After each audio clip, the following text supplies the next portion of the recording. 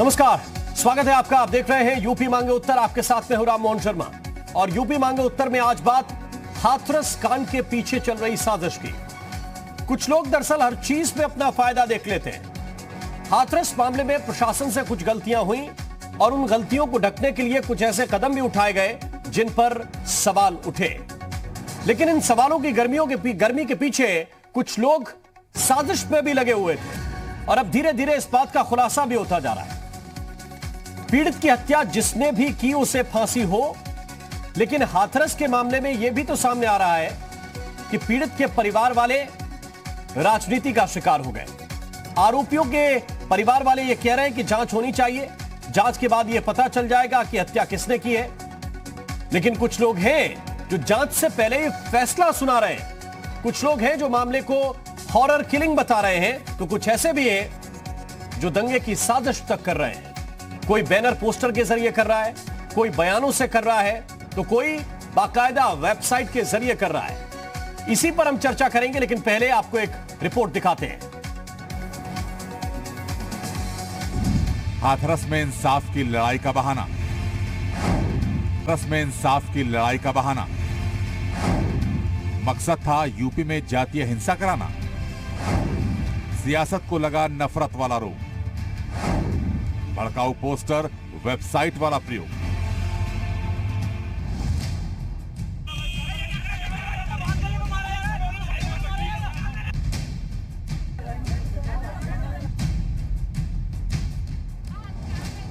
उत्तर प्रदेश में हाथरस की बेटी के लिए इंसाफ की आड़ में दंगे फैलाने की साजिश का खुलासा हुआ है। सूत्रों के मुताबिक रातों रात एक वेबसाइट बना दी गई और इसी के जरिए दंगा भड़काने की साजिश रची गई। जस्टिस फॉर हाथरस जैसे सोशल मीडिया हैंडल पर लोगों को हिंसा फैलाने के लिए भड़काया गया। पहले जानिए कि यूपी में जातियों को लड़ाने का वो प्लान किया था जो अब बेपर्दा हो गया है।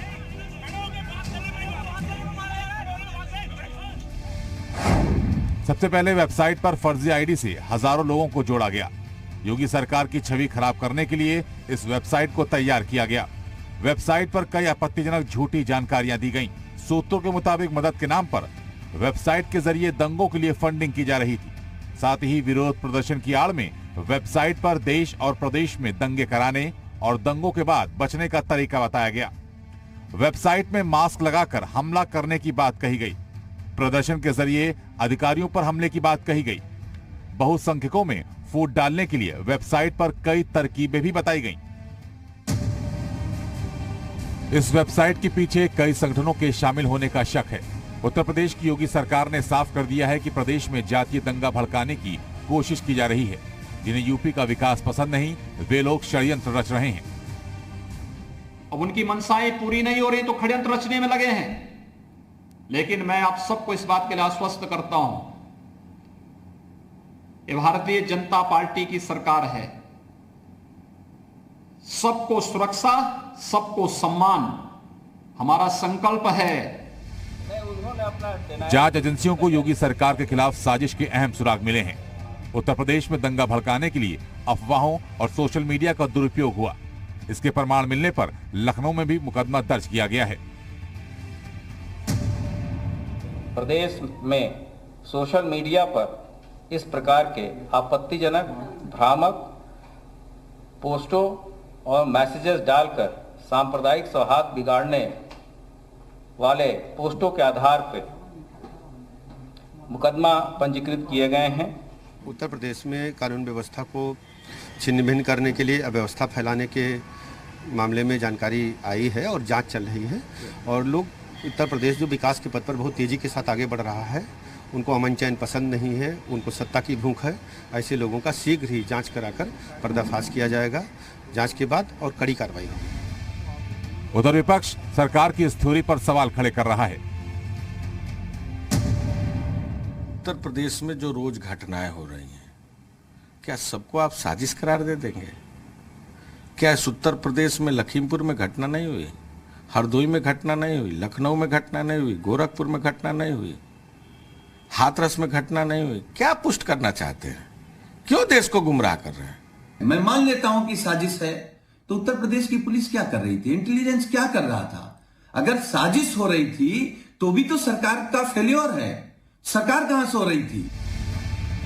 विपक्ष के आरोप एक तरफ और काम दूसरी तरफ। लखनऊ में कांग्रेस के पूर्व पार्षद को भड़काऊ पोस्टर के साथ गिरफ्तार कर लिया गया, तो प्रियंका गांधी के करीबी कहे जाने वाले निजाम मलिक के बयान पर भी केस दर्ज हुआ है। उन दरिंदों ने जिन्होंने बलात्कार किया है, मैं अपने समाज और अपनी तरफ से मांग करता हूं, उन पर फांसी का हुक्म होना चाहिए और जो लोग उसको मतलब सर काट के लाएंगे उसको हमारा समाज 1 करोड़ रुपए का इनाम देगा। अब सवाल यह है कि एक बेटी की राख पर दंगे की चिंगारी क्यों भड़काई जा रही है? हाथरस के पीड़ित परिवार को इंसाफ मिले, ये पूरा देश चाहता है, लेकिन वे लोग कौन हैं जो दलित बेटी के नाम पर यूपी में दंगा प्लान कर रहे थे? ब्यूरो रिपोर्ट, जी मीडिया। और इसी पर चर्चा करने के लिए बहुत खास पैनल इस वक्त हमारे साथ जुड़ रहा है। भारतीय जनता पार्टी के सांसद एसपी सिंह बघेल साहब इस वक्त हमारे साथ जुड़े हुए हैं। बघेल साहब, बहुत बहुत स्वागत है आपका।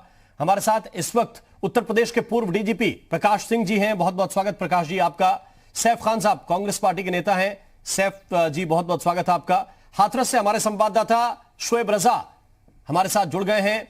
उदयवीर सिंह इस वक्त समाजवादी पार्टी के प्रवक्ता हैं, हमारे साथ जुड़ गए। उदयवीर जी आपका बहुत स्वागत। और सामाजिक कार्यकर्ता रूपा पांडे जी हमारे साथ जुड़े हुए हैं। रूपा जी आपका भी बहुत बहुत स्वागत। सबसे पहले सांसद जी प्रश्न आपसे, क्योंकि ये जो क्षेत्र है वो आपकी राजनीति का एक तरह से केंद्र है, यहां की सामाजिक भौगोलिक हर परिस्थिति को आप बहुत अच्छी तरह से जानते हैं।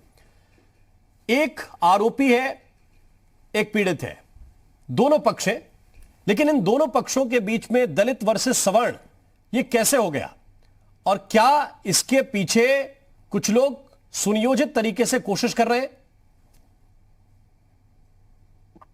जी शर्मा जी, मैं ये कहना चाहूंगा कि जो घटना हुई है, सत्ता पक्ष के एमपी होने के नाते में भी मैं उसके लिए शर्मिंदा भी हूँ, निंदा भी करता हूँ। लेकिन वो एक छोटी सी नौकरी मैंने 10 साल पुलिस की है। प्रकाश सिंह साहब हमारे बहुत ही ईमानदार और बहुत ही योग्य और देश के माने हुए कर्मठ IPS ऑफिसर्स में हैं, बहुत सिद्धांत पर भी। लेकिन अगर वो यूपी के डीजीपी होते तो इस समय यही निर्णय लेते जो वर्तमान सरकार ने अथवा पुलिस ने लिया। उदाहरण के तौर से 14 तारीख को ये घटना हुई है, उसकी FIR हुई है। FIR में जो वादी ने लिखित दी है वही हुई है। अगर उसको काटा पीटी की गई है तो सिंह साहब समझ सकते हैं कि उसकी कॉपी वो अब दिखा सकते हैं जांच एजेंसियों को कि हमने कुछ मुलजिम बनाए थे, कुछ बात कही थी, पुलिस ने उसको कंसील कर दिया है या कैमोफ्लेज कर दिया है या मिनिमाइज कर दिया है, तो वो उसके दिखाते हैं। नंबर 2, अभियुक्तों की गिरफ्तारी पूरी हो गई है। नंबर 3, प्रॉपर धाराओं में मुकदमा कायम हो गया है। नंबर 4, शुरू में बहुत अच्छा नहीं लगता है कि जब हत्या या बलात्कार की कोई घटना हो और वेलफेयर स्कीम तुरंत कही जाए, लेकिन माननीय मुख्यमंत्री जी ने क्योंकि हमारे दलित समाज के और दलितों में भी जो अंतिम दलित समाज है उसकी वो बेटी है, तो स्वाभाविक बात है कि गरीबी भी रही होगी और उतने शिक्षित नहीं होंगे जिनकी घर में कोई नौकरी हो। इसके बावजूद माननीय मुख्यमंत्री जी ने 25 लाख, यद्यपि मैं खुद कहता हूं कि मौत का कोई मुआवजा नहीं होता है, फिर भी 12-13 दिन तक रिश्तेदार, पत्रकार, नेता लोग आते हैं। उसके बाद चूल्हा गर्म है या ठंडा, ये आम मौसम में मैं देखता हूँ कोई पूछने नहीं जाता है। इस समय घर में क्या आर्थिक स्थिति है उसी से घर का गुजारा होता है। तो मुख्यमंत्री जी ने 25 लाख रुपए की आर्थिक सहायता की भी बात की है। इसके बाद निश्चित तौर से है कि हमारे दलित समाज के पास बहुत अच्छे आवास नहीं होते हैं, तो एक आवास की बात की है। और एक परमानेंट नौकरी कनिष्ठ सहायक की, जो आजकल बहुत ही, कोई बच्चे पढ़ते हैं तब जाके लिखित क्वालिफाई करते हैं, तो इंटरव्यू देते हैं तब जाके सिलेक्शन होता है उनको। ये अब प्रशासनिक दृष्टिकोण से देखा जाए तो सिंह साहब मेरी बात से सहमत होंगे, क्योंकि वो लीडर है, किसी पार्टी में नहीं है, कि इसके बाद SIT की जांच बैठा दी जाती है, सुबह बैठाई जाती है और शाम को एक IPS अफसर CO और SO के ऊपर कार्रवाई होती है।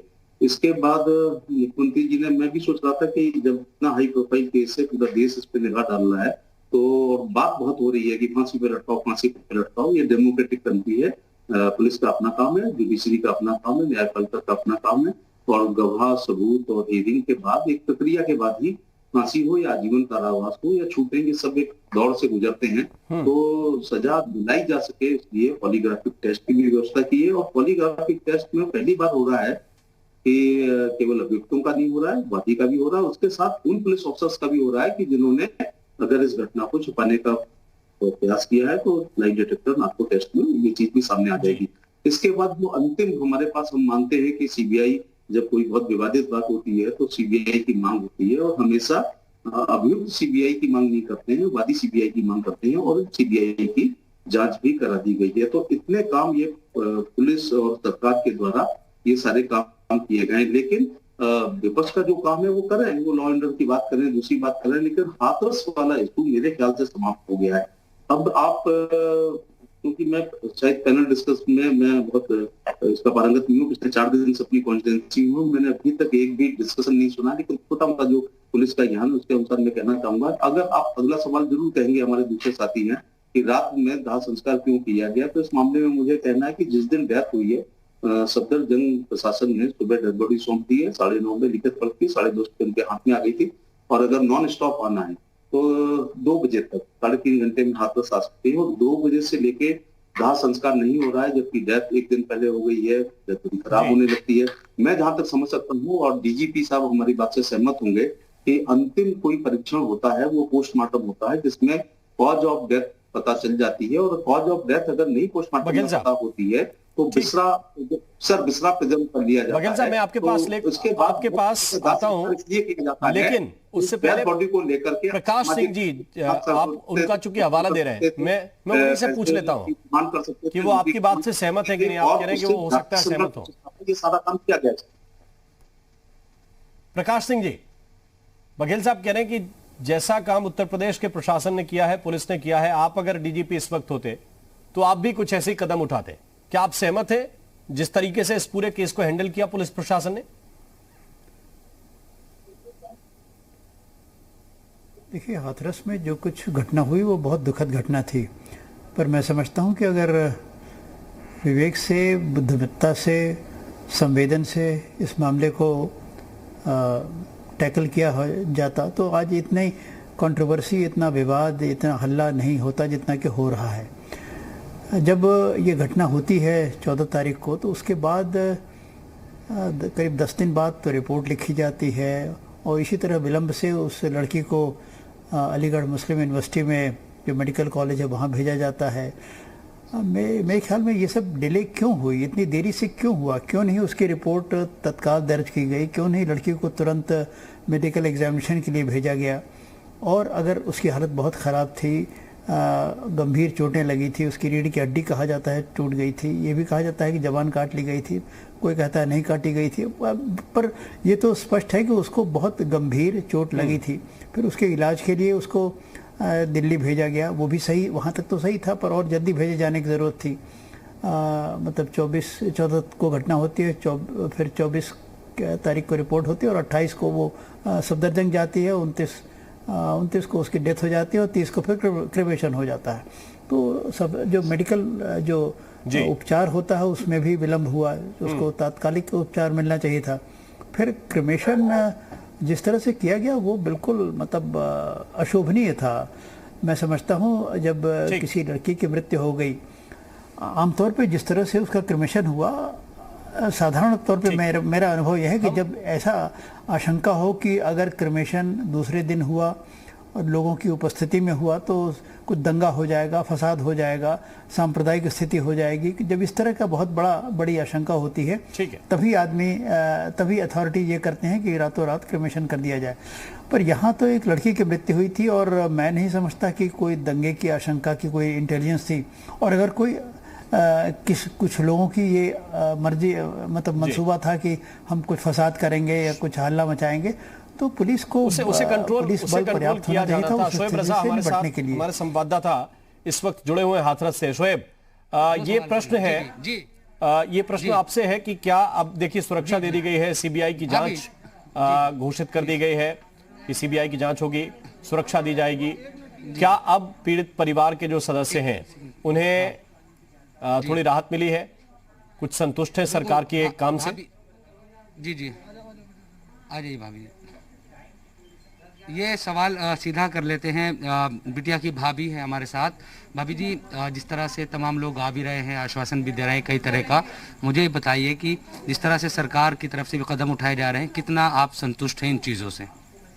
सारे लोग मिलने वाले आ रहे हैं, उन लोगों से हम लोग मिल रहे हैं, क्योंकि हम लोग इतने परेशान हैं। यही सब दुख की गाड़ी में सारे लोग मिलने आ रहे हैं।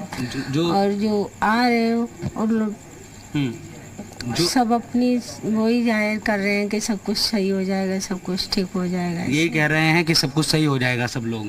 हाँ। और जो आज क्योंकि शाम के वक्त राज्य कर्मचारी जो सफाई कर्मचारी आयोग है वो भी सरकार की तरफ से एक तरीके से आया था। उससे पहले भी सरकार के जो पुलिस अफसर है और जो SES है, होम है, वो भी आए थे, बातचीत की थी।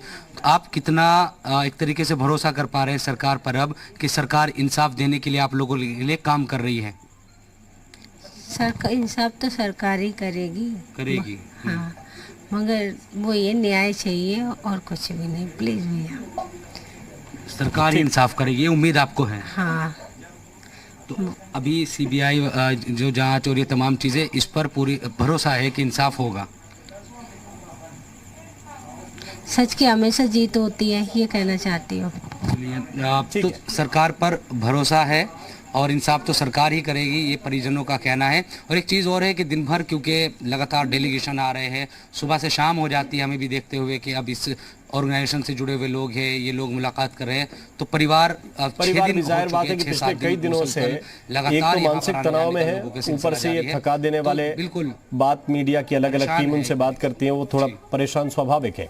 SP सिंह बघेल साहब, प्रकाश सिंह जी से आपने कहा था कि वो हो सकता है कि हमारी बात से सहमत हो, लेकिन वो कुछ बुनियादी सवाल उठा रहे हैं, दाह संस्कार को लेकर उठा रहे हैं, डिले जो जिन चीजों में हुआ उनको लेकर प्रश्न उठा रहे हैं, और उनका प्रश्न बहुत सीधा है कि इसको बहुत अच्छी तरीके से हैंडल किया जा सकता था। इतना जो सवाल जवाब हो रहे हैं इसकी जरूरत पड़ती नहीं अगर प्रशासन ठीक ढंग से काम करता।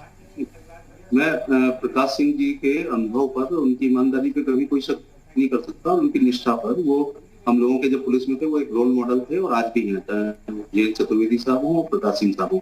उन्होंने छोटी मोटी हल्की सी कुछ बात की है जैसे, लेकिन सर अगर SSP हाथरस साहब होते, DGP साहब, अब आजकल आप बहुत अनुभव के आधार पे बोल रहे हैं, लेकिन अगर आप SSP हाथरस होते, क्योंकि इसमें पॉलिटिक्स, वो जो रावण जी हैं उनकी पार्टी है, चंद्रशेखर, वो अलीगढ़ मुस्लिम के अस्पताल में पहुंच गए थे। फिर आजाद पार्टी के लोग दिल्ली सफदरजंग पे पहुंच गए। जब डेथ बॉडी पोस्टमार्टम के बाद मिली है, वहीं पर धरने पे बैठ गए, इसलिए फोर्स के साथ डेथ बॉडी को हमको लाना पड़ा। और जब दिन में डेथ बॉडी आ गई है और घर के लोग दाह संस्कार शाम तक नहीं कर पा रहे हैं, मैं सिंह साहब से यही कहना चाहूंगा, क्योंकि ये मेरी जानकारी के अनुसार 10 बजे हैंडओवर हो गई, 1:30 बजे तक ये हाथरस आ सकती थी, खंदौली के एक्सप्रेस हाईवे पर उतर के सादाबाद होते हुए हाथरस आता है। मैं इस गाँव में गया हूँ, मेरी लोकसभा से 2 किलोमीटर दूर का गाँव है, जहाँ पे मैं जलेसर में 3 बार सादाबाद का MP होता था। तो एज ए SPDM आप क्या करेंगे जब आगरा के कुछ ग्रुप, कुछ सामाजिक संगठन उसके जीवित अवस्था में गए, कुछ दिल्ली गए, तो मेरा सवाल शुरुआत में यही था कि एक आरोपी है, एक पीड़ित है, ये कैसे हो गया? सर अगर दाह संस्कार नहीं होता और डेथ बॉडी को लेकर के हमारा और सिंह साहब पर दोनों का अनुभव होगा कि डेथ बॉडी जब हाथ में होती है तो उनका एक वेपन के रूप में बहुत इस्तेमाल किया गया है। वो धरने के रूप में, रैली के रूप में, प्रदर्शन के रूप में, तोड़फोड़ के रूप में, मुआवजे के रूप में, कुछ ऐसी मांगे जिनको सरकार पूरी नहीं कर सकती है और जातीय संगठन के लोग आने लगते हैं, पॉलिटिकल पार्टी के लोग आने होते हैं और एक डेथ बॉडी भी होने लगती है, अपमान भी होने लगता है। और सफदरजंग जैसे देश के प्रतिष्ठित अस्पताल में बघेल साहब सुबह का इंतजार तो किया जा सकता है, नहीं कर सकते, सुबह का इंतजार तो किया जा सकता था, उसका सुबह का इंतजार तो किया जा सकता था। अभी समाजवादी पार्टी के उदयवीर सिंह जी भी आएंगे, कुछ न कुछ बोलेंगे। समाजवादी पार्टी इसमें हिस्सा करेगी।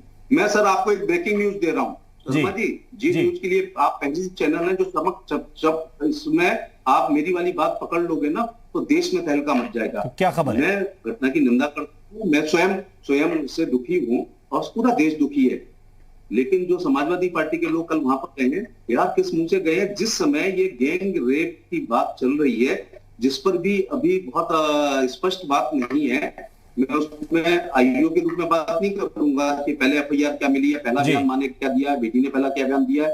F का मतलब फर्स्ट इंफॉर्मेशन रिपोर्ट पर सेकंड FIR हो रही है, टर्सरी FIR हो रही है। प्रकाश सिंह साहब ज्यादा अच्छा समझ पाएंगे कि इसमें पल पल पर बदले जा रहे हैं। आप लापरवाही थोड़ी लेटनेस की कर सकते हैं, लेकिन सर अब मेरी बात को सुनिएगा कि समाजवादी पार्टी जो धरना रैली प्रदर्शन कर रही है वहां जाने का प्रयास कर रही है, और इतना मौजूदा समय है कि 3 नवंबर को उत्तर प्रदेश की 7 विधानसभाओं के उपचुनाव घोषित हो गए हैं। और अब मैं नाम लेके कह रहा हूं कि मुकदमा अपराध संख्या 569/19 में दीपक धनगर नाम का व्यक्ति 4 साथियों के साथ एक 11 कक्षा में पढ़ने वाली लड़की के साथ गैंग रेप करते हैं, और पिछले 7 महीने से आगरा की जेल में वो निरुद्ध है। उनके पिताजी महाराज सिंह धनगर का इसी समय वो टिकट घोषित कर रहे हैं समाजवादी पार्टी से टुंडला विधानसभा में 3 नवंबर को होने वाले चुनाव में। महीना भी उदयवीर सिंह जी है नहीं है, एक तरफ एक विवादित, ये मैं आपको ब्रेकिंग न्यूज दे रहा हूँ। ठीक है, ये तो कमाल की बात दे रहा हूँ उदयवीर सिंह जी। एक तरफ मुकदमा अपराध सुनिएगा, मुकदमा अपराध संख्या 569/19 और माननीय अदालत ने 7 महीने से बेल नहीं लिया, हाईकोर्ट ने कैंसिल कर दिया है। लड़की का 164 का बयान है, 18 साल से पहले की है, 376। ठीक, बघेल साहब आपको मैं भी एक ब्रेकिंग न्यूज दे रहा हूँ। उदयवीर सिंह जी जवाब दे रहे हैं आपकी बात का। आपको मैं भी एक ब्रेकिंग न्यूज दे रहा हूँ। जी बोलिए उदयवीर जी। मैं भी एक ब्रेकिंग न्यूज दे रहा हूँ। महाराज सिंह धनगर, माननीय एसपी सिंह बघेल साहब हमारे एमपी थे, अब इनका कहो सुन लें, आधे समय ये बोल चुके हैं। बोलिए सिंह साहब, बोलिए उदयवीर सिंह जी, बोलिए कह दीजिए, सुन लें। मैं आपसे ये कह रहा हूं कि हमने आज की बहस हाथरस कांड पे बुलाई। ठीक है, हाथरस कांड के सवाल के जवाब न देने पड़े, इसलिए वो किसी और केस की चर्चा कर रहे हैं। मैं हाथरस केस पे भी बात रखूंगा, लेकिन बाद में उनके सवाल का जवाब दूंगा। ठीक है, मैं मूल विषय से नहीं भटकूंगा। जिस महाराज सिंह धनगर की बात ये कर रहे हैं, मैं भी ब्रेकिंग न्यूज देके बात शुरू करूंगा। वो इनके साथ हमारी पार्टी में जब ये सांसद थे, इन्हीं का पार्टनर है, बिजनेस पार्टनर है, इन्हीं के साथ रहा है, इनकी संगत सोबत में रहा है। उस पर न कोई मुकदमा है, न उस पर कोई जांच हो रही है। अगर उसके लड़के पर कोई मुकदमा है तो लड़का अपना जो न्यायिक प्रक्रिया है उसमें वो, इनकी सरकार उस पर कार्रवाई कर रही है, समाजवादी पार्टी कोई उसके साथ नहीं खड़ी है। तो उसके बहाने से अपने व्यक्तिगत संबंधों के और जानकारी के हिसाब से आज के हाथरस केस को डाइवर्ट करने की कोशिश ना करें। एक बात।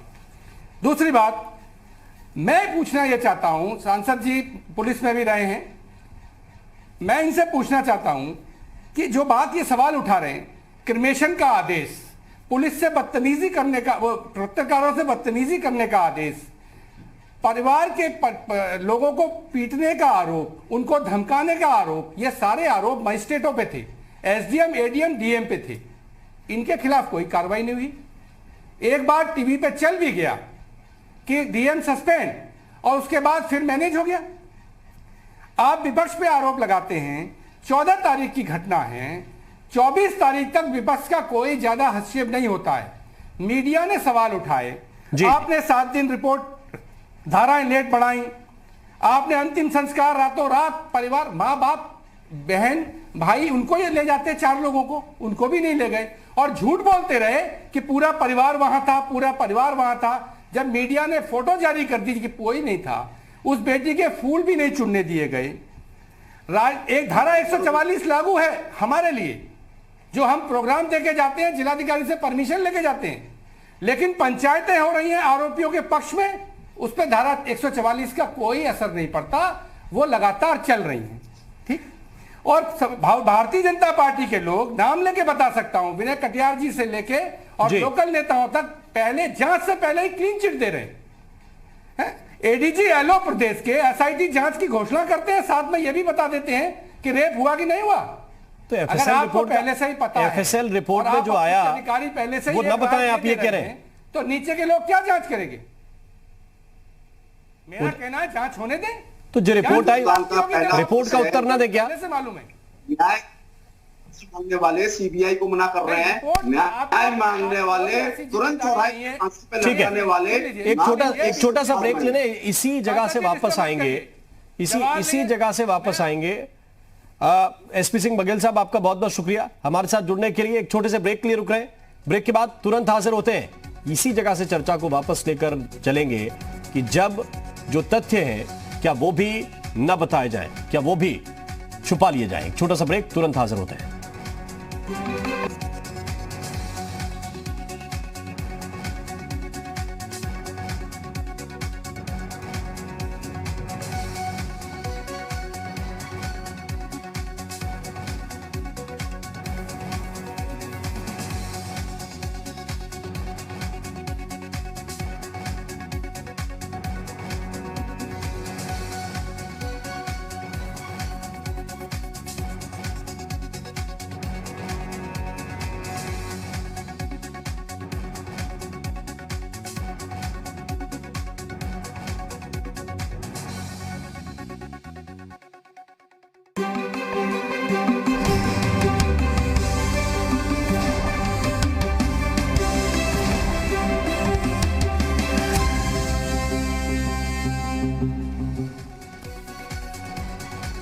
विकी बात, स्वागत है आपका।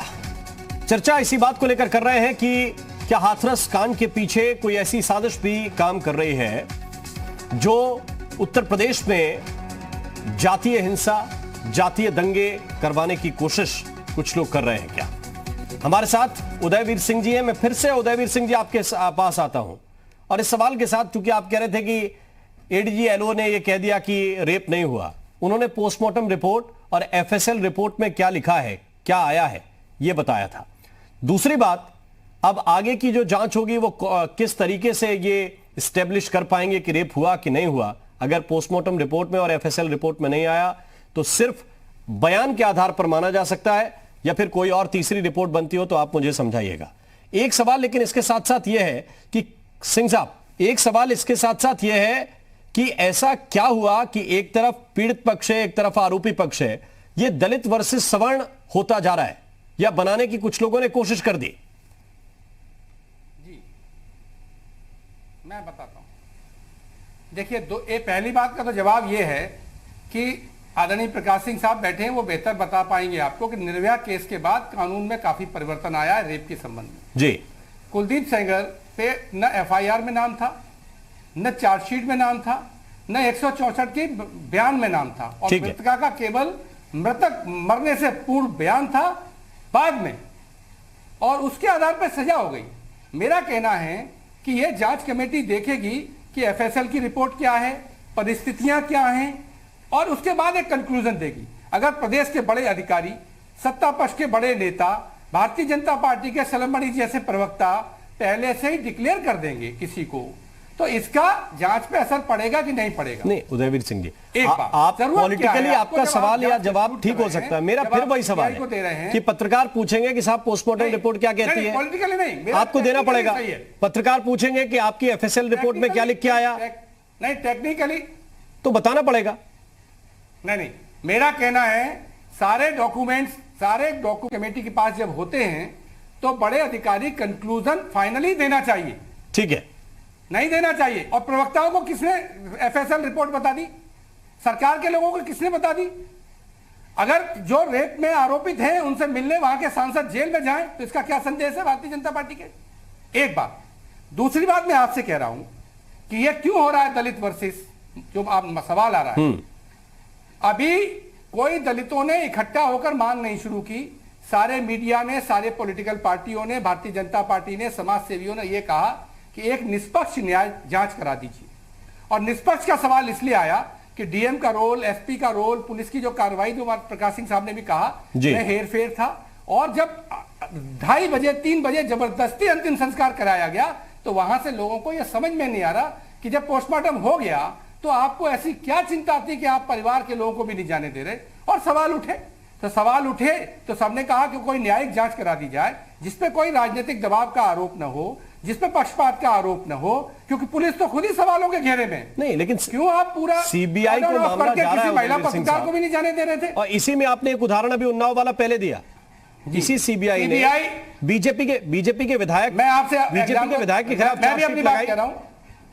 उन्नाव वाले मामले में वो तो बीजेपी के नेता थे, मैं आपको एग्जांपल दे रहा हूं। मैं आपको सुनिए, मैं जवाब दे रहा हूं। सीबीआई पे भी पक्षपात के लगातार आरोप रखते हैं, दोनों जगह सरकार भारतीय जनता पार्टी की है। मैं कह रहा हूं जुडिशियल जांच से क्यों डरती है सरकार? किसी हाई कोर्ट, सुप्रीम कोर्ट जज के वो न मेरे हैं न आपके मॉनिटरिंग में अगर परिवार के पीड़ित संतुष्ट है इस बात से, पीड़ित कह रहा है कि न्यायिक किसी अधिकारी की, उसमें तो सरकार भी तो बताए। इसी बात को लेकर पूरा बवाल है, इसी बात को लेकर बवाल है। कुछ लोग ये भी कह रहे हैं कि हमारा बच्चा तो दूध की डेयरी में काम कर रहा था। नहीं चाहिए, जस्टिस होने के साथ साथ जस्टिस होते भी दिखना चाहिए। तो वही तो मैं कह रहा हूं आपसे, नहीं, न्याय होने के साथ साथ न्याय होते दिखना भी चाहिए। उदयवीर सिंह जी कैसे तय कर रहे हैं? मेरा सवाल यह है, क्योंकि एक पक्ष ये कह रहा है कि हमारा बच्चा तो दूध की डेयरी में काम कर रहा था, उसका नाम लिख ले गए पुलिस वाले, उसे गिरफ्तार कर ले गए पुलिस वाले, वो अपना रजिस्टर दिखा रहे हैं कि देखिए यहाँ पे काम कर रहा था। क्या वो ये कह रहे हैं कि उन्हें कोर्ट पे भरोसा नहीं है? नहीं, उन्हें भरोसा है, वो ये कह रहे हैं, लेकिन जांच कायदे से होनी चाहिए। अगर दोनों पक्ष को कोर्ट में भरोसा है तो कोर्ट में क्यों नहीं कराते? तो वही तो सवाल है। एक पक्ष कह रहा है हमें नार्को टेस्ट नहीं चाहिए, सीबीआई जांच नहीं चाहिए, इसीलिए तो सवाल है जिसमें दोनों पक्ष का भरोसा है। ठीक, थोड़ी सी तकनीकी दिक्कत हुई है। सिंह साहब के पास में लौटूंगा। सैफ जी बताइए आप।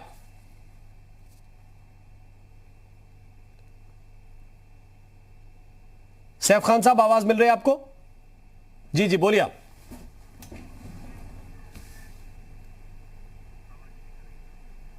आपकी आवाज में थोड़ी तकनीकी दिक्कत है, यहां तक आवाज नहीं पहुंच पा रही है। प्रकाश सिंह साहब, यह भी कहा जा रहा है कि एफएसएल की रिपोर्ट क्यों बताई, क्यों एडीजी लॉ एंड ऑर्डर ये कह रहे हैं कि रेप नहीं हुआ? आपको क्या लगता है कि अधिकारी क्या बताएं क्या ना बताएं?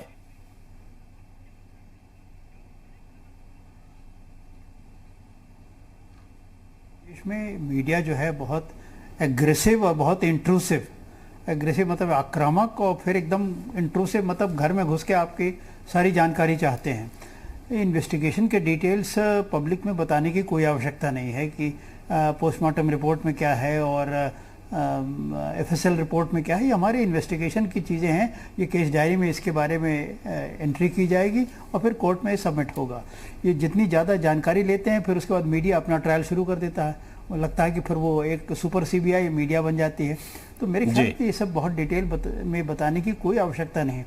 अब सवाल यह है कि अगर उन्होंने बता ही दिया, अब जब बता दिया तो बता दिया, तो बता तो दिया, पर बताने में हर्जा नहीं था। पर बताने के बाद जो उन्होंने निष्कर्ष निकाला वो उन्हें नहीं निकालना चाहिए था, क्योंकि निष्कर्ष अभी विवाद का विषय बन गया है। निष्कर्ष क्योंकि जो क्रिमिनल लॉ अमेंडमेंट एक्ट 2013 में बना है उसके अंतर्गत रेप की परिभाषा इतनी व्यापक कर दी गई है कि बहुत से ऐसे हालात में जहाँ की मतलब जो हम परंपरागत रेप का तरीका समझते हैं उससे बहुत कम में भी रेप की वो नई परिभाषा में आ जाता है। ठीक, तो इसलिए अब वो अभी एक निष्कर्ष निकाले बिना अगर केवल एफएसएल की रिपोर्ट बता देते तो कोई आपत्ति की बात नहीं थी। वहां तक तो ठीक था। हालांकि मैं समझता हूं कि एफएसएल की रिपोर्ट, पोस्टमार्टम, प्रकाश सिंह साहब, लेकिन समस्या इसी बात को लेकर है। पोस्टमार्टम रिपोर्ट सामने ना आए तो फिर विपक्ष के लोग ये सवाल पूछते हैं कि देखिए कुछ छुपा रहे हैं। एफएसएल की रिपोर्ट में क्या लिख के आया ना बताया जाए तो फिर सवाल पूछा जाता है कि देखिए आप सब कुछ छुपा रहे हैं, अगर उसमें जो लिखा है वो बता दीजिए। तो दोनों तरफ से तो समस्या है अधिकारियों के सामने। देखिए ऐसा विपक्ष को खुश करने के लिए हमें कोई काम नहीं करना चाहिए। कुछ एक सीमा के अंदर ये एक अनरिटन एक कोड ऑफ कंडक्ट होना चाहिए कि सब इतनी सूचना हम आपको दे सकते हैं और इसके बाद जो सूचना है वो हम आपको नहीं दे सकते। पर असल में दुर्भाग्य, मैंने कहा ना कि मीडिया हो क्या विपक्ष हो, वो चाहते हैं सब पेट के अंदर आपकी सारी बातें निकालना चाहते हैं। तो वहाँ हमें कुछ बहुत पोलाइटली पर डिस्क्रीटली बता देना चाहिए कि देखिए तफ्तीश जारी है और इसके परिणाम जो रूपा पांडे जी में आपके सामने आएंगे। रूपा पांडे जी, आप इस मामले में क्या देख रहे हैं? दोनों तरफ पक्ष हैं और दोनों अपनी अपनी बातें कह रहे हैं और इन्हीं बातों को लेकर बवाल जैसी स्थिति बनती हुई नजर आ रही है। अब पुलिस कह रही कि जिन लोगों ने साजिश की, जिन लोगों ने फंडिंग लेकर काम किया, जिन लोगों ने फंडिंग दी, सबको हम ट्रेस आउट कर रहे हैं और उन्हें गिरफ्तार करेंगे। लेकिन माहौल तो अल्टीमेट खराब जो है देश का हो रहा है, प्रदेश का हो रहा है। राममोहन जी, देख तो मैं और आप सभी रहे हैं बेहद असंवेदनशीलता। ये इस पूरे हाथरस केस में बेहद असंवेदनशीलता पहले दिन से दिखाई पड़ रही है, क्योंकि आप देखिए कि 11 दिन लग जाते हैं उस बेटी के साथ जो भी घटनाएं घटी और एक मेडिकल नहीं हो पाया।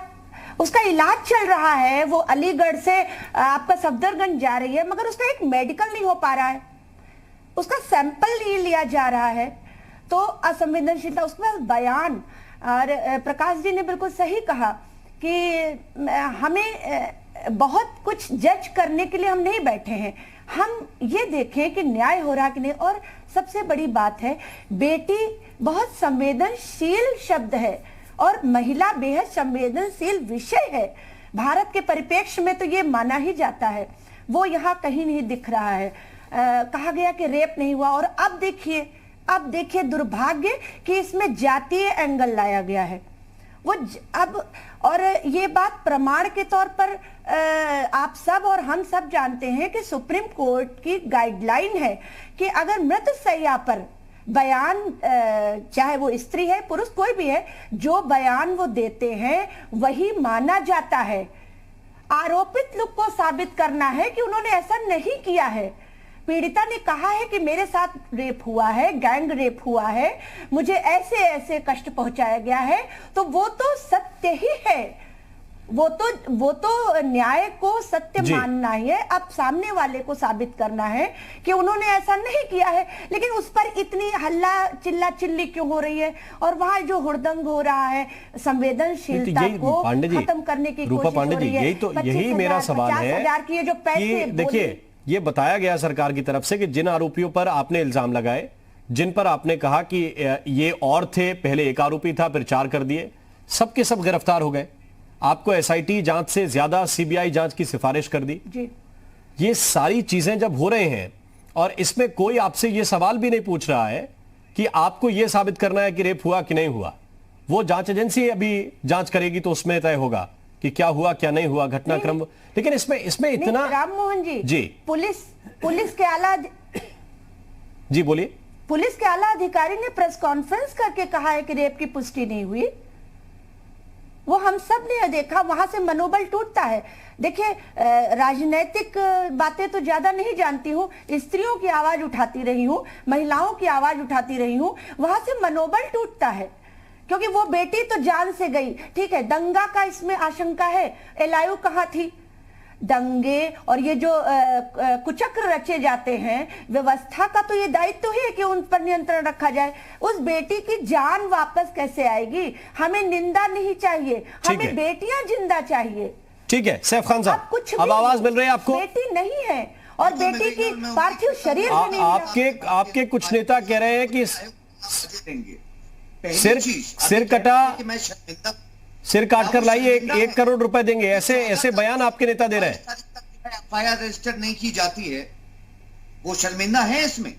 वो वैसे ही शर्मिंदा है कुलदीप सिंह सेंगर, जो उनके भारतीय जनता पार्टी के जो विधायक और रेपिस्ट जो है 1.5 महीने बाद जो है एफआईआर रजिस्टर होती है। क्या वो अभी भी शर्मिंदा है कि पॉस्को एक्ट लगने के बाद, जबकि प्रावधान है कि फौरन गिरफ्तारी हो जाएगी, 1 साल तक जो है गिरफ्तार नहीं किया जाता?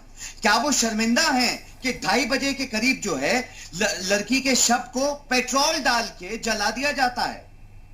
क्या वो शर्मिंदा है कि जब उसको जलाया जाता है, क्योंकि ये अंतिम संस्कार नहीं था, ये जला दिया था पेट्रोल डाल के, और ये शर्मिंदा है कि लड़की के माँ बाप को जो है बंद कर रखा था कमरे में उस वक्त?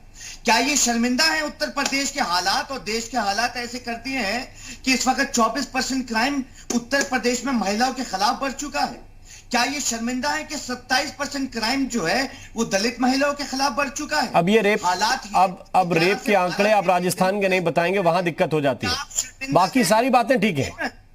क्या ये शर्मिंदा है? पार्टी के विजिट करा दे। देश, हमारे देश के बारे में क्या सोच रहे हैं मैं बताऊं? वॉशिंगटन पोस्ट लिखती है, India the most dangerous country in terms of women security. क्या आप शर्मिंदा हैं? थॉमसन राउटर्स फाउंडेशन की रिपोर्ट कहती है हमारा देश सबसे खतरनाक महिला की सुरक्षा को लेके। क्या आप शर्मिंदा हैं कि बीबीसी जो है इस वक्त चिल्ला चिल्ला के यही चीज कह रहा है? क्या आप शर्मिंदा हैं कि वर्ल्ड ग्लोबल पीस इंडेक्स, यही तो समस्या, ये जो सिलेक्टिव अप्रोच है सैफ खान साहब, ये जो सिलेक्टिव अप्रोच है उसका सवाल है, सिलेक्टिव अप्रोच पे सवाल है। आज राजस्थान के 12 में एक और नाबालिग बच्ची के साथ रेप की वारदात सामने आई। राजस्थान में रेप की घटनाएं कितनी है उस पर नहीं बताएंगे, केवल ये दिक्कत है कि उत्तर प्रदेश में कितनी हो रही है। तो इसमें शर्मिंदगी में अशोक गहलोत शामिल है कि नहीं है? शर्मिंदगी में अशोक गहलोत शामिल है कि नहीं है?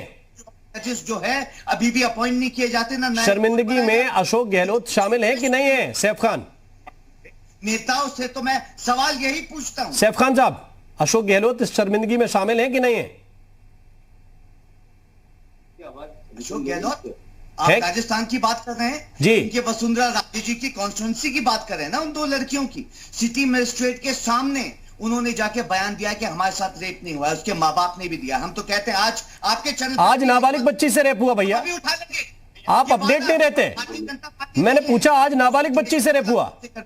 ये सिर्फ भाषण देना जानते हैं वहां पे पार्लियामेंट में जो है। ठीक है, मैं सच्चाई बताता हूँ, ये है कि विधानसभा में 114 क्रिमिनल्स बैठे हुए हैं कि नहीं? तो आप ये सच्चाई भी बताइए ना कि संख्या कितनी है रेप के मामलों की राजस्थान में 2019 में? 13 लोगों पे ऐसी दफा, और कितनी ज्यादा उत्तर प्रदेश से? ये एडीआर की रिपोर्ट कहती है साहब, जो ठीक है, सच्चाई वाली बात है। एसपी सिंह बघेल साहब, ही सरकार बघेल साहब, आप एफआईआर की कॉपी दिखा रहे हैं, क्या बता रहे हैं? एक सेकंड, सैफ खान साहब रुक जाइए। बघेल साहब बोलिए। सब्जी मंडी ना बनना दें, ये मुकदमा बटे 83 2020 गैंगस्टर, ये मुकदमा अपराध संख्या 559 बटे 19 धारा 376 डी और उसके बाद पास्को 7 बटे 8। जिस समय पूरा देश गैंग रेप पर हमारे हाथरस के मामले में हम लोग संवेदनशीलता का परिचय दे रहे हैं, समाजवादी पार्टी ने जो 3 नवंबर को, अभी 1 महीने से कम समय है, उपचुनाव जो हो रहे हैं उसमें टुंडला विधानसभा से गैंग रेप के मुलजिम दीपक धनगर के पिताजी महाराज सिंह धनगर की टिकट घोषित कर दी है। ऐसी डबल स्टैंडर्ड आपको देखने को नहीं मिलेगा कि वापस में जाके आंसू बहा रहे हैं और जिसका लगातार मेंबर पार्लियामेंट है, इस चीज को कब रेज करेंगे? और दंगों की भी बात कर रहे थे, तो मैं बताना चाहता हूं उसमें भी आपकी सरकार अव्वल रही है। 822 कम्युनल वॉल्यूम्स रिकॉर्ड की जाती है पार्लियामेंट में, ठीक, 60 कम्युनल वॉल्यूम्स रिकॉर्ड की जाती है जब से योगी आदित्यनाथ जो है सीएम बने। और ये भी जो है डेटा प्रेजेंट किया गया था मिनिस्ट्री ऑफ होम अफेयर्स की तरफ से पार्लियामेंट में। साहब क्या बात करते हैं आप, देश के हालात क्या कर दिए हैं? जो मैं बात करता हूं उसका आप उत्तर देते नहीं है। मैंने कहा 2019 में राजस्थान में रेप के कितने मामले सामने आए, उसके उत्तर दिया आपने। वो डेटा नहीं होगा आपके पास। हाँ बताइए। सुनिए वसुंधरा राजे जी की सरकार को है ना कोर्टों से फटकार लगा चुके थे। मैं जो सवाल पूछ रहा हूं उसका उत्तर दीजिए ना। डेटा आपने इतना रखा हुआ है, ये भी पता होगा ना आपको किस स्टेट में कितने रेप के मामले सामने आए। आपको वो फटकार पर दी जा रही थी। बहुत शर्म की बात है, आज भी जो ये रेप केसेस जो सामने राजस्थान में आ रहे हैं, वो भी पूर्व मुख्यमंत्री वसुंधरा राजे जी की कॉन्स्टिट्यूएंसी से। तो उनकी कॉन्स्टिट्यूएंसी में वो जिम्मेदार है? पुलिस किसके पास है? प्रशासन किसके पास है? या विधायक सांसद जिम्मेदार है? स्टेट का बयान बदलवा दीजिए आप चैनल पे बदलवा दीजिए अभी। नहीं तो मैं पूछ रहा हूं, ये सबके बयान बदलवा के लिखवाते हैं क्या?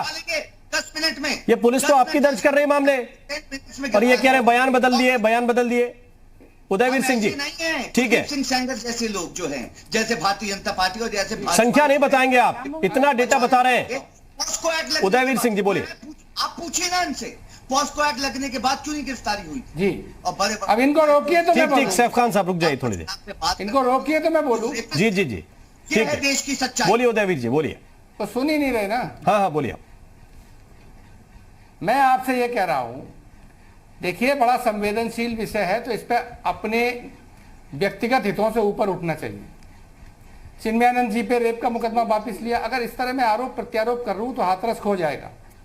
हम इस विषय को टेस्ट केस मानते हैं और मानते हैं कि जब ये फोकस इस पे तो इस पे रहना चाहिए। ठीक है। जहां तक सांसद जी का कहना है, भारतीय जनता पार्टी के अंदर बड़े बड़े सांसद नेता जिन पे रेप के मुकदमे वापस लिए जा रहे हैं, अगर किसी के परिजन पे कोई मुकदमा लगा है, वो ट्रायल फेस कर रहा है, तो क्या उसके पूरे परिवार को राजनीति और सबसे संन्यास दिला देना चाहिए?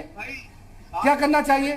तो यही तो समस्या है सिंह साहब को ले जाना चाहते। सिंह साहब यही तो समस्या है। मैं और सांसद जी एक मिनट बता, एक परिवार वो भी है ना, फिर हाथरस वाले परिवारों के साथ भी यही व्यवहार होना चाहिए। आरोपियों के परिवारों के, उनके बच्चे तो जेल में है, उनके बच्चे तो जेल में है, बात हो जाने दीजिए। उनके माता पिता के साथ क्या यही संवेदना है आपकी? पूरी बात हो जाने दीजिए ना, पूरी बात तो होने दीजिए। ठीक है, बोलिए सिंह। जब उस केस में जांच पूरी हो गई, चार्जशीट हो गया, राम मोहन जी सुन लीजिए जी, जब रेप उस केस में जांच पूरी हो गई, चार्जशीट हो गया, वो आदमी जेल चला गया, तो लड़कियों का परिवार जांच से संतुष्ट है। जो उसने गलती की है वो सजा पाएगा। लेकिन सांसद जी अपनी, मैं और सांसद जी एक ही जगह से आते हैं, सांसद जी अपनी बेटी का टिकट चाहते हैं। उनका राजनीति हाशिए पे चली गई कि उनकी ही बिरादरी के एक आदमी को टिकट कैसे मिल गया, जनाधार खिसक जाएगा।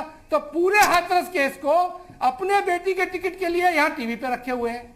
मेरा कहना यह है कि जब पीड़ित पक्ष उस जांच से संतुष्ट है और कार्रवाई हो चुकी है पुलिस की, कोर्ट को निर्णय लेना है, तो अब इसमें और हम क्या करें? कोर्ट निर्णय करेगा।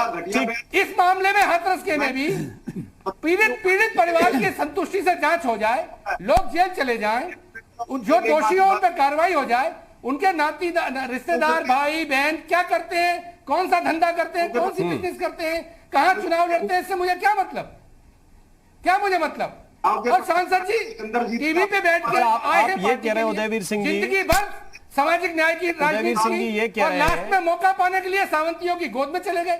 जिंदगी भर सामंतवाद के खिलाफ लड़ने की बातें करते रहे। तो मैं व्यक्तिगत बातों पे नहीं आना चाहता, न आना चाहिए।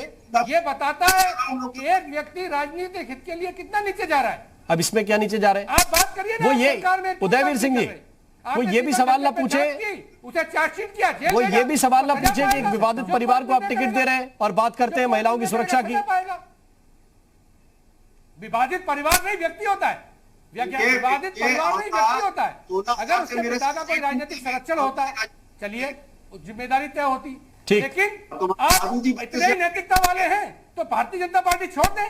चिन्मयानंद के ऊपर से तो रेप का मुकदमा वापस हुआ, कुलदीप सेंगर को ठीक है वकील साहब, तो ये मुद्दे को खो देंगे, दो तरह की बातें नहीं करनी चाहिए। और वरिष्ठ आदमी है, बड़ा शर्मनाक है एक छोटे से टिकट के लिए इस तरह टीवी पर पूरे हाथरस केस के साथ मजाक करें। दलितों ठीक है, एक आखिरी कमेंट मैं प्रकाश सिंह जी से चाहता हूं, आप सभी को रोककर। प्रकाश सिंह जी बोलिए।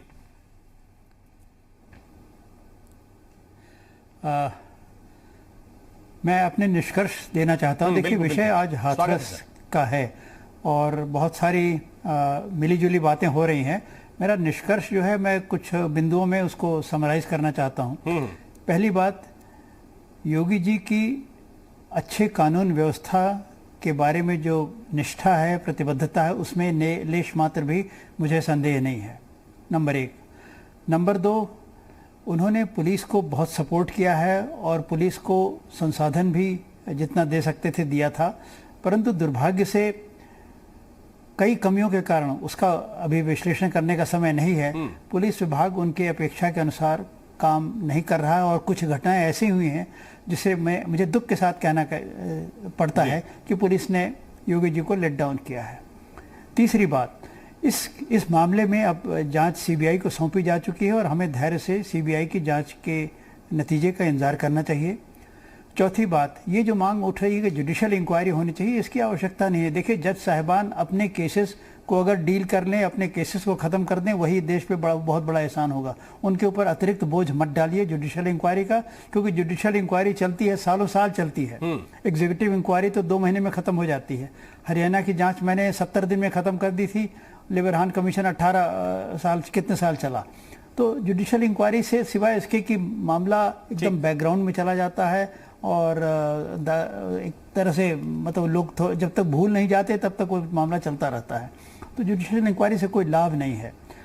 आखिरी बात, जो कहा जाता है कि ट्रायल स्टेट के बाहर हो, भाई ट्रायल स्टेट के बाहर क्यों हो? इतना राज्य पे अविश्वास करना भी ठीक नहीं है। राज्य के तंत्र पे आप विश्वास करिए। सीबीआई की जांच शुरू हो गई है। ट्रायल की स्टेज पे अगर आवश्यकता पड़ी और ये लगा कि नहीं ट्रायल यहाँ निष्पक्षता से नहीं हो सकता है, उस समय ये बात पे विचार किया जा सकता है कि ट्रायल बाहर में हो। ठीक। अंतिम बात, घटना तो बहुत दुखद है, इसमें कोई संदेह नहीं, पर इसका जिस तरह से राजनीतिकरण किया गया है वो कम दुखद नहीं है। और अब जो बात उठ रही है कि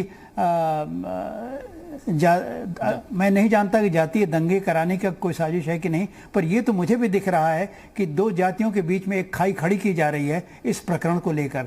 मैं इसे बहुत दुखदाई मानता हूं। ये एक नहीं होना चाहिए। एक पुरुष ने एक स्त्री के साथ बलात्कार किया है। समझना चाहिए कि किसी के राजनीतिक स्वार्थ, किसी का लाभ, वो आपके लिए नहीं है, आपके लिए तो नुकसान ही है। बहुत बहुत शुक्रिया, बहुत बहुत धन्यवाद आप सभी मेहमानों का हमारे साथ इस चर्चा में जुड़ने के लिए। और इसी के साथ यूपी मांगे उत्तर में अभी के लिए बस इतना ही। नमस्कार।